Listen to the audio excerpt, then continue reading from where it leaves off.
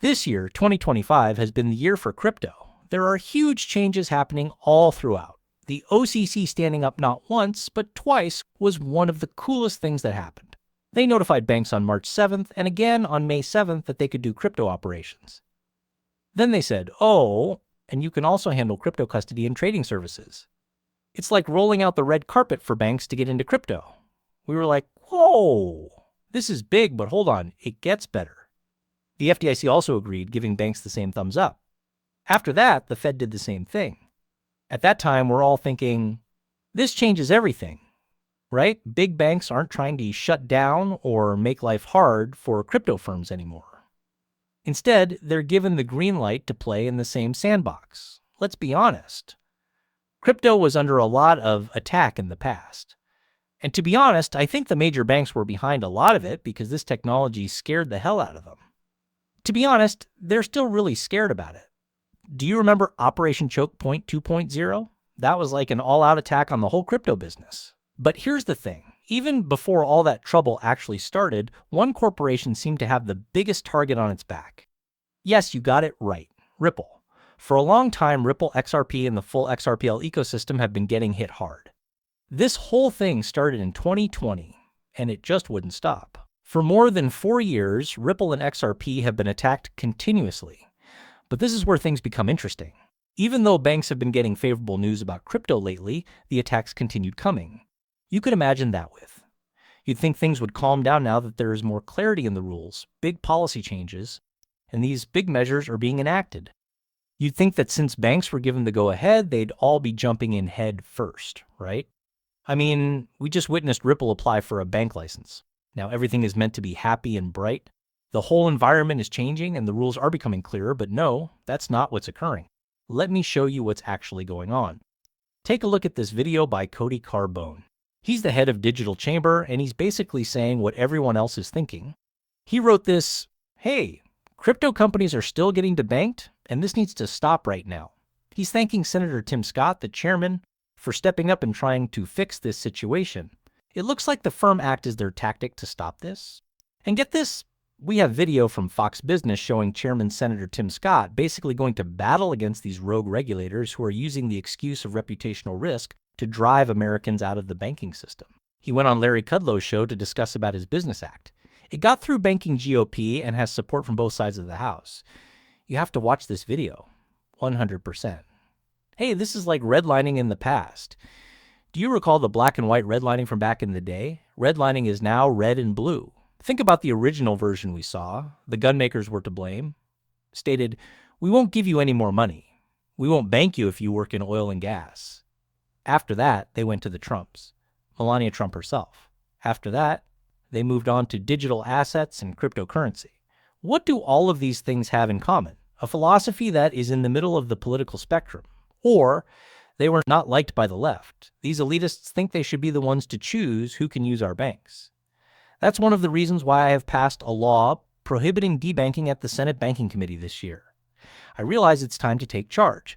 Wanted to be in charge of this very critical issue. Senator, what's in there? Just for a moment, because Mr. Trump is going to sign an executive order. Yes. But a law is more powerful than an executive order. A law stays in place even after the government changes. Yes, that's right. What we do is get rid of reputational risk, which is what they're exploiting. Oh, okay, OCC and FDIC. I had that in my riff. Yes, that's one of their weapons. Very important. And they use it as a huge weapon against conservatives, like steroids. I want to get rid of that. The good news is that the OCC and FDIC have worked with me a lot since President Trump took office. I've been able to get them to go in the right direction. I'm really happy that the American people will have a fresh relationship with the folks who run the banks. A huge, huge problem. Yes, we all know that debanking is a big problem, right? But here's the deal. The banks themselves aren't actually the main problem. It's all the people and groups that work with the large banks that are giving me the most trouble.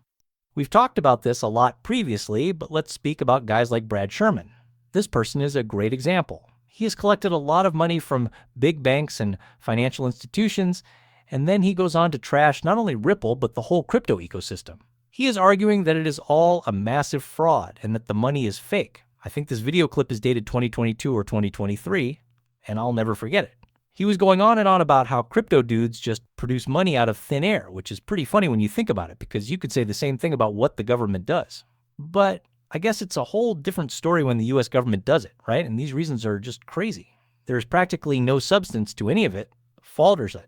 But that's okay, since it's all meant to help the big banks. And you know what? These banks give a lot of money to political campaigns. In the end, it's all about one thing: money talks, and money controls everything. These big banks know exactly how to use their power to obtain what they want. But here's the big news that just came out. 42 institutions are working hard to stop Ripple from getting a banking license. Can you believe that? The Bank Policy Institute BPI is speaking for these 42 big US banks, and they have officially objected to Ripple's application for a banking license. And these aren't just little community banks we're talking about. We're talking about the big banks, including JP Morgan, Citi, Bank of America, Wells Fargo, Goldman Sachs, and all the other big financial companies. But wait, it gets worse. It's not just the BPI that is getting engaged in this problem. This is what truly happened. And this is really important for everyone to know. When you're investing in technology that could literally flip the entire financial system on its head, I'm talking about changing the way money moves throughout the world in a big way. These huge banks are making a lot of money off of folks like you and me who just want to send and receive money.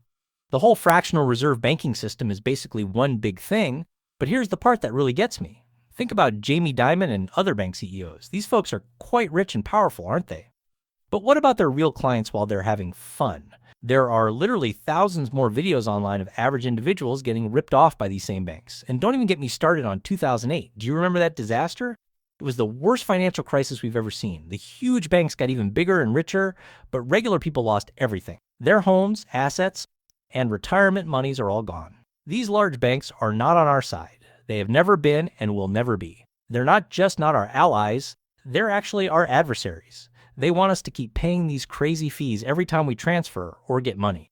What do you think happens when a business like Ripple comes along and dramatically changes how banking works and how money goes around the world? Bingo, they have a huge target on their back, just like I said in the start. But here's the item that should truly get you thrilled. It's scary to think that these major institutions are this scared, this desperate. Doesn't that say anything to you? You should be thinking, oh my God, I must be putting my money in the right place. Just think about how game-changing this technology really is if it's driving people crazy like this. Nick's Black Wood hit the nail on the head in a recent post. He said pretty much the same thing I'm saying now. Look at this. They want a Ripple band. This is why that signifies you're on the right track. And now the ICBA is getting involved in the fight too. They are the Independent Community Bankers of America, and they speak for more than 5,000 banks in the US. They are practically lobbying the OCC to turn down Ripple's application for a trust bank charter. So let's look at what they really mean in this application. If we look closely, we can see that they are basically against Ripple Labs' bid to get a national trust bank charter for what would become Ripple National Trust Bank. Now let's talk about what Ripple really accomplishes. They assist huge businesses use blockchain technology and digital assets in their everyday operations by offering blockchain-based payment and custody services. Ripple wants to leverage this national trust bank to help with its Ripple, stablecoin, and other payment services. We're talking about taking care of all the fiduciary things that come with having stablecoin reserves.